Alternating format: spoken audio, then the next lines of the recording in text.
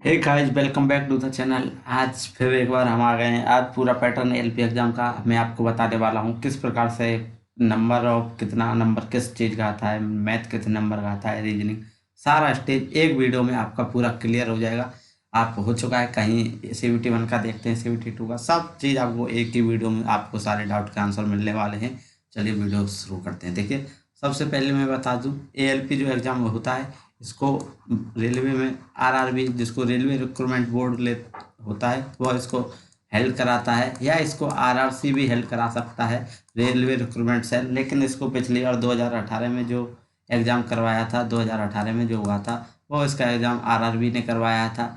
RRB में आप समझ सकते हैं, सबसे पहले जो होता है वो आपका जो भी निकलेगा नोटिफिकेशन आता है, नोटिफिकेशन आपको देखने को मिलता है। उसके बाद में दोस्तों क्या होता है, नोटिफिकेशन के बाद में आप उसका फॉर्म भरते हैं। अब फॉर्म भरते समय एक इम्पोर्टेंट चीज़ होती है, वह होती है जोन सेलेक्ट करना।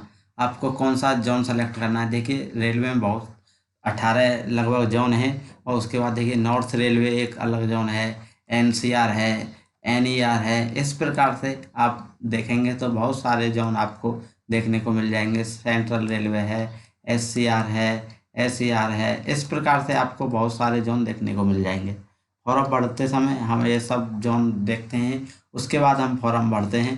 फॉर्म भरने के बाद दोस्तों देखिए, समय कितना मिलता है, ये आपका डाउट था, एग्ज़ाम में समय कितना मिलता है। देखिए, टाइम का जो होता है वह इसमें कोई भी फिक्स टाइम नहीं होता है कि आपको इतना टाइम मिलेगा। इसमें आपको टाइम कितना भी मिल सकता है। फॉर्म सबमिट करने के लिए लगभग आपको 2 महीने या 3 महीने आपको लगभग मिलता है। उसके बाद में आपका जो है एग्ज़ाम होता है। एग्ज़ाम में सबसे पहले सीवीटी 1 की आपकी डेट आती है। सीवीटी 1 में दोस्तों, सीवीटी 1 कंप्यूटर बेस्ड टेस्ट होता है, जो कि 2018 से ही ये लगभग हो रहा है। इसमें क्या होता है, आपको कंप्यूटर पर टेस्ट देना होता है। उसमें आपको देखिए, जो मैं आपको मार्क्स डिस्ट्रीब्यूशन बता दूं, सबसे पहले तो ये आपका सेंटर आपके होम डिस्ट्रिक्ट में भी पड़ सकता है या कहीं भी पड़ सकता है।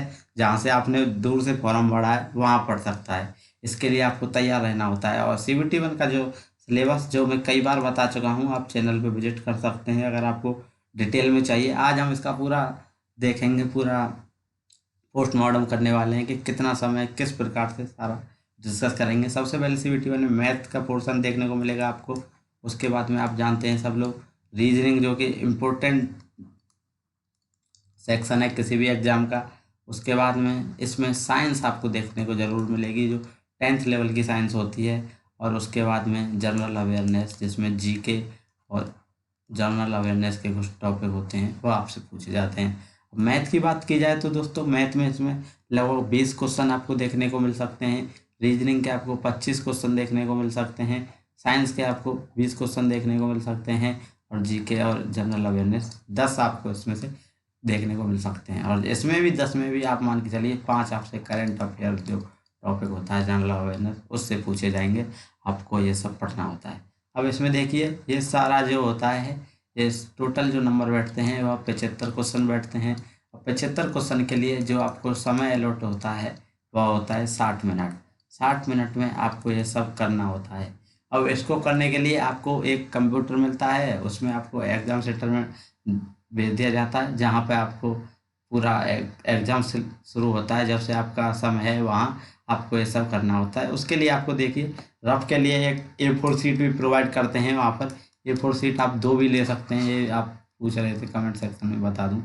A4 शीट आपको मिलती है, पेन आपको मिलता है, आपको अलाउ कुछ नहीं है, आप कुछ भी लेके नहीं जा सकते हैं। और उसके बाद में देखिए, बात की जाए सीवीटी 1 का जब एग्ज़ाम दे देंगे, यह लगभग देखिए, ये डिपेंड करता है सीवीटी 1 का एग्ज़ाम जो है कि आप कितने स्टूडेंटों ने फॉर्म भरे। मान लीजिए 5 लाख कैंडिडेट्स ने फॉर्म भरा है, तो इनका जो एग्ज़ाम कराने में जो समय लगता है वही कम से कम मान लीजिए 1 महीना के लगभग लग जाएगा। उसमें डिफरेंट 3 शिफ्ट होती हैं, फर्स्ट शिफ्ट, सेकंड शिफ्ट और थर्ड शिफ्ट, 3 शिफ्ट एक दिन में होती हैं, एग्ज़ाम होता है। उसके बाद में जब एग्ज़ाम हो जाता है, उसके बाद में आपका जो रिजल्ट आता है वह आता है लगभग, मान के चलिए आप, आपको 2 से 3 महीने में आपका जो है आंसर की रिलीज होती है। एग्ज़ाम देने के बाद में सबसे पहले आती है आंसर की। उसमें क्या होता है, आप अपना क्वेश्चन पेपर डाउनलोड कर सकते हैं। आपने क्या गलत किया, क्या सही किया, वह आप वहाँ से मिला सकते हैं, वह होता है। उसके बाद में फाइनल स्कोर आता है। फाइनल स्कोर का वीडियो और कट ऑफ का वीडियो अगर आपने नहीं देखा है तो आप देख लीजिएगा, मैंने एक वीडियो बनाया हुआ है, अगर आपको चाहिए। कट ऑफ का पूरा मैंने डिटेल में बताया हुआ है और वह आप लोगों ने बहुत पसंद भी किया है। उसके बाद में देखिए फाइनल स्कोर आता है। अब उसके बाद में अगर आप इसको क्वालिफाई कर जाते हैं, उसी में लिखा होता है कि अगर आप क्वालिफाई हैं या नहीं है, सेकंड स्टेज के लिए आपसे पूछा जाता है। अब CVT 2 देखिए, ये इम्पोर्टेंट पोर्शन होता है। जो फर्स्ट CVT 1 था वह तो आपको, ये जो CVT 1 का जो पोर्शन था ये तो आपकी बना देगा कट ऑफ। ये जो आपको है ये क्वालिफाई करना होता है, लेकिन इसमें कट ऑफ बनता है। ये मैं आपको बता दूं, कई जगह आपने देखा होगा कि इसको क्वालिफाई बेसिक का बताया जाता है, लेकिन इसमें आपकी कट ऑफ बनती है दोस्तों।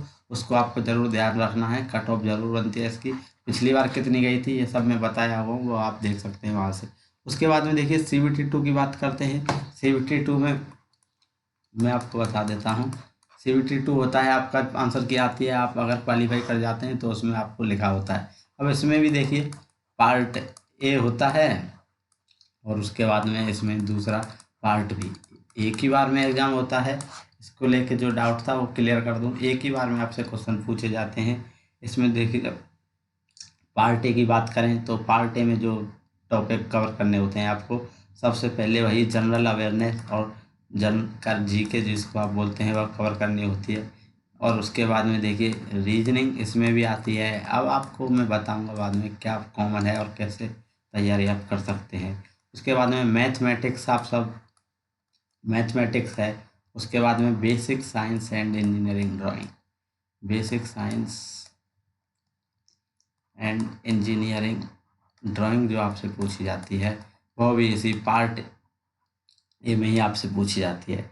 और इसमें मैं आपको बता दूं, जो GK और जनरल अवेयरनेस होती है उसके अलावा आपसे 10 क्वेश्चन पूछे जाएंगे। उसके बाद में रीजनिंग के 25 क्वेश्चन आप मान के चलिए, ये फ्लक्चुएट होता रहता है डाटा, 2-3 क्वेश्चन ऊपर नीचे हो सकते हैं। पिछली बार के हिसाब से हम इस लेके चल रहे हैं 25 क्वेश्चन मैथ के। और उसके बाद में देखिए 40 क्वेश्चन आपसे just basic science and engineering drawing से पूछे जाएंगे, जो कि मिलके लगभग 100 क्वेश्चन बना देते हैं। टोटल 100 क्वेश्चन आपसे पूछे जाते हैं। और इसमें जो आपको समय मिलेगा वह आपको समय मिलेगा 90 मिनट। 90 मिनट में आपको यह सब करना होता है। इसमें 100 क्वेश्चन, और यही आपका जो है मेरिट डिसाइडर यही होता है। मेरिट इसी पोर्शन से आपकी बनती है, पार्ट ए से। पार्ट ए का जो है 70% इसका आपका डायरेक्ट मेरिट में लगता है। उसके बाद में देखिए पार्ट बी की बात करेंगे हम। पार्ट बी में देखिए दोस्तों, अगर आप ALP के लिए क्वालिफाई करते हैं तो आपको ALP के लिए आपका फर्स्ट प्रेफरेंस है, तो पार्ट बी आपको देना होगा। उसके साथ साथ में अगर आप मान लीजिए बहुत सारे स्टूडेंट PCM से फॉर्म भरेंगे, बहुत सारे टेक्निकल ट्रेड होती हैं बहुत सारी, वो मैं आऊँगा उसके बाद। टेक्निकल ट्रेड इसमें बहुत सारी फिटर हो गई, जो भी ITI की ट्रेड होती हैं, वायरमैन हो गई या इलेक्ट्रिकल हो गई, ये कोई भी ट्रेड हो, मैकेनिकल की डीजल मैकेनिक हो या कोई और भी हो, वो सब आप इससे पढ़ सकते हैं। इसमें अपनी आप कोई भी ट्रेड एक चुन लीजिए और उसको अच्छे से पढ़िए। अब आपका डाउट रहता है कि आपको ट्रेड कौन सी चुननी चाहिए। देखिए आप कोई भी ट्रेड चुन लीजिए, उसको कमांड कीजिए। और ये जो पार्ट बी होता है इसमें आपसे 70 क्वेश्चंस पूछे जाते हैं, 75 क्वेश्चंस पूछे जाते हैं और 60 मिनट आपको समय मिलता है। इसमें नेगेटिव मार्किंग नहीं होती है, ये एक पॉजिटिव साइन है, क्योंकि इसमें नेगेटिव मार्किंग नहीं है, ये आपको याद रखना है दोस्तों। अब इसमें क्या करना होता है, आपको सिलेक्शन के लिए 27.5 नंबर आपको किसी भी हालत में लाना होगा। इसमें अगर आप क्वालिफाई कर जाते हैं तो ही आपकी पार्ट ए की कॉपी भी चेक होती है, नहीं तो सबसे पहले पार्ट बी को देखा जाता है। अगर ये क्वालिफाई आपका नहीं है तो आपको डिस्क्वालीफाई मान के आप वहीं आपका सफ़र रुक सकता है। तो आपको ये अच्छे से पढ़ना होगा पार्ट बी। अब पार्ट बी के बाद देखिए दोस्तों, इसमें 60 मिनट पे 76 क्वेश्चन आते हैं। कोई भी ट्रेड चुन लेंगे उसी से आपसे क्वेश्चन पूछे जाते हैं। और इसकी जो तैयारी कितने दिन में हो सकती है ये मैं आपको बता दूं। देखिए CVT 1 की तैयारी तो आप सब लोग कर ही रहे हैं, उसके पहले मैं एक बार तैयारी के बारे में बात करूंगा बाद में। पार्ट बी में आपको बता चुका हूं। उसके बाद CVT 3 आप जिसको साइको भी बोलते हैं उसके बारे में भी बात कर लेते हैं, क्योंकि साइको भी बहुत सारे स्टूडेंट देंगे। अब इसमें क्या करना है आपको, CVT 3 की मैं आपको बात कर दूँ, इसको आप साइकोलॉजी टेस्ट भी कहते हैं। साइकोलॉजी टेस्ट होता है। इसमें क्या करना होता है दोस्तों, आपको साइको टेस्ट जो होता है वह आपसे पूछा जाता है। इसमें क्या करना होता है, जो स्टूडेंट एएलपी कैंडिडेट हैं उनके लिए आपको सीबीटी 3 देना है और उसको पास करना ज़रूरी है। और साइको से पहले आपको एक आई सर्टिफिकेट मांगा जाता है। अगर आप जब भी एग्ज़ाम सेंटर में जाएंगे 6/6 का आपसे एक डॉक्टर के द्वारा बनाया गया सर्टिफिकेट मांगा जाता है, जो वहाँ वो जमा करवाते हैं। उसके बाद आपको अलाउ करते हैं पेपर देने के लिए। ये अभी 2018 का लेटेस्ट पैटर्न के हिसाब से मैं आपको बता रहा हूँ। और साइको भी आपको पास करना होता है, बैटरी होती है। साइको के बारे में वीडियो अलग बनाया हुआ है, इसके बारे में डिस्कस करेंगे तो अलग हम टॉपिक पर चले जाएंगे। वीडियो बनाया गया है। साइको में आपको हर बैटरी में 43 नंबर लगभग लाने होते हैं और ये फ्लक्चुएट होता है डाटा। इस बार का जो हुआ था उसमें इसी था। अब बात करते हैं कि तैयारी कैसे हो सकती है। देखिए CBT 1 की आप सब लोग जो होंगे अभी CBT 1 और CBT 2 की तैयारी कर रहे होंगे। अब इसमें देखिए कुछ कॉमन पोर्शन है, जैसे कि मैथ्स हो गया आपका, इधर भी आता है और इधर भी आता है। उसके बाद में देखिए रीजनिंग, ये सब चीज़ें आपको कमांड करनी है, इधर भी आएगा इधर भी आता है। अब इसके बाद में देखिए जनरल अवेयरनेस और जीके। जनरल अवेयरनेस का करंट का तो देखो दोस्तों, ये लेटेस्ट 1 साल का आपको देखना होता है। अभी ये आप ना देखें तो बेहतर है। मैथ देखें, रीजनिंग देखें, जीके देखें। अब जीके में किस हद तक आप देख सकते हैं, जीके बहुत बड़ा है। हिस्ट्री हो गया इसमें, इसके बाद ज्योग्राफी हो गया, उसके बाद में पॉलिटी है इसमें, और इसमें देखिए इकोनॉमिक्स है। बहुत सारे सब्जेक्ट इसमें आपको देखने को मिलते हैं। आपको देखिए बहुत ज़्यादा डिटेल स्टडी इनमें नहीं करनी है अगर आप फोकस हैं एएलपी एग्ज़ाम के लिए। तो अगर आप बाकी के साथ में एग्ज़ाम की तैयारी कर रहे हैं, आप अच्छे से पढ़ेंगे आपके लिए ही बेटर रहेगा। लेकिन देखिए ज़्यादा आपको इन डेप्थ पढ़ाई नहीं करनी है, इस सब की आपको अच्छे से पढ़ना है। लेकिन जो छोटी छोटी वीडियो होती हैं, मान लीजिए 6 घंटे में हिस्ट्री की जो मैराथन होती है, वन लीनियर क्वेश्चन हिसाब से आप लगाइए। और बुक्स में आपको बताया हुआ हूँ, लूसेंट की बुक है वो ले सकते हैं आप, घटना चक्र आप ले सकते हैं। इसके लिए वहाँ से आप पढ़ें, ज़्यादा समय इन पे वेस्ट ना करें, क्योंकि इनको पढ़ना भी ऐसा नहीं है छोड़ना है, लेकिन ज़्यादा ऐसा नहीं है कि आप 1 महीने तक हिस्ट्री पढ़ रहे हैं, 2 महीने तक ज्योग्राफी। ऐसा नहीं करना है। सबको आपको जो कमांड करनी है मैथ रीजनिंग, और उसके बाद में साइंस पर कमांड आपको करनी है। क्योंकि अगर आप यहाँ मेहनत कर लेंगे CBT 1 में, तो देखिए आप इन पोर्शन पे अगर यहाँ मेहनत कर लेंगे तो आपको यहाँ भी बहुत बेनिफिट होगा। आपको यहाँ बेसिक साइंस पढ़ने का मौका मिलेगा, इसका रिवीजन करते रहेंगे। ये आपका एक बेस्ट स्ट्रेटजी रह सकती है। इस हिसाब से आप तैयारी करेंगे तो अच्छा है। अब उसके बाद में देखिए आपका CBT 1 CBT 2 CBT 3 हो जाएगा। उसके बाद में दोस्तों आपका जो प्रक्रिया आगे होती है डॉक्यूमेंट वेरिफिकेशन की, और उसके बाद में मेडिकल की। पहले आपका CBT 3 भी आप पास कर चुके हैं। उसके बाद में देखिए CBT 1 था सबसे पहले, ये आप क्वालिफाई करेंगे तो आप अगले स्टेज के लिए CBT 2 के लिए चले जाएंगे। CBT 2 के दोनों पार्ट भी आपको क्वालिफाई करनी है। पार्ट ए क्वालिफाई का आपको मेरिट बनाएगा, पार्ट भी आपको क्वालिफाई करना पड़ेगा किसी भी हालत में। ये दोनों क्वालिफाई करने के बाद CBT 3 में चले जाएंगे अगर आप ALP कैंडिडेट हैं तो। और अगर बहुत सारे स्टूडेंट का है, अगर ITI किए हुए हैं वह और साइको फेल कर जा सकते हैं, तो आपको टेक्नीशियन बनने का चांस है, लेकिन आपको उसकी कट ऑफ में आना होगा। उसका कट ऑफ में ही नहीं होंगे तो कैसे होगा, ये आपका सबसे बड़ा दिक्कत है। CBT 3 के बाद में देखिए CBT 3 भी आपका हो जाएगा। डॉक्यूमेंट वेरिफिकेशन होता है आपकी, जो भी आप RRB भरते हैं, जैसे कि आप RRB इलाहाबाद भरे हैं तो आपकी RRB में आपको बुलाया जाएगा और वहाँ पे आपका डॉक्यूमेंट वेरिफिकेशन होगा। आपके ओरिजिनल डॉक्यूमेंट देखे जाते हैं, उसके बाद में आपको भेज दिया जाता है मेडिकल के लिए। मेडिकल सर होता है आपका।